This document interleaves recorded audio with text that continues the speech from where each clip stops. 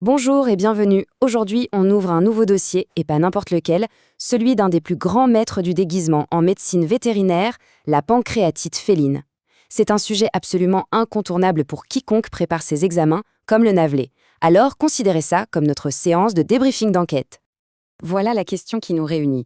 La pancréatite féline, c'est souvent un vrai casse-tête, un mystère où toutes les pistes semblent brouillées au départ. Notre mission, si on l'accepte, devenir de véritables détectives du diagnostic. Ok, alors plongeons directement dans le vif du sujet. Pour commencer, il faut bien comprendre pourquoi cette maladie est si difficile à cerner. C'est un piège classique, que ce soit en clinique ou le jour de l'examen. Et voilà, on est en plein dedans.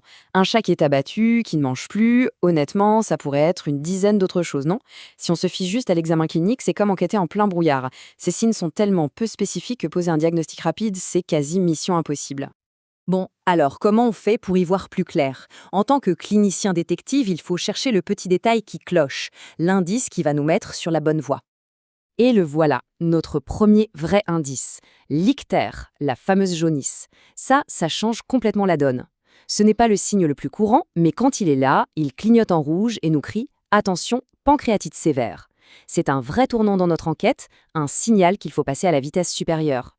Une fois qu'on a une suspicion, il est temps de sortir les outils un peu plus techniques. On passe à l'inspection visuelle de la scène de crime, et pour ça, notre premier outil d'investigation, c'est l'échographie abdominale. Ce qui est super avec l'écho, c'est qu'on peut voir des choses concrètes. On peut chercher une hypertrophie, c'est-à-dire un pancréas plus gros que la normale, ou une hypoéchogénicité du parenchyme.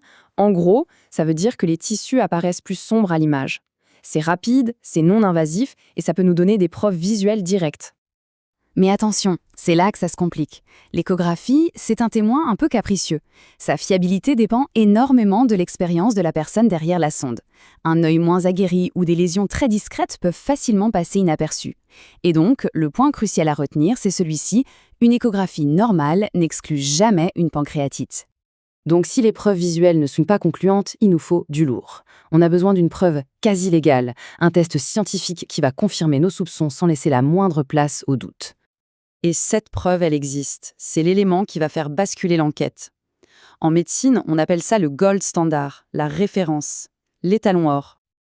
Et le voilà, notre élément décisif, le test FPLI, pour immunoréactivité de la lipase pancréatique féline.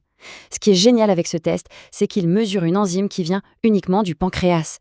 Sa sensibilité et sa spécificité sont très élevées, ce qui en fait l'outil le plus fiable qu'on ait. C'est la signature qui nous dit « le suspect est bien le coupable ». Maintenant qu'on a notre outil, attention, il y a une dernière distinction super importante à faire, surtout pour les examens.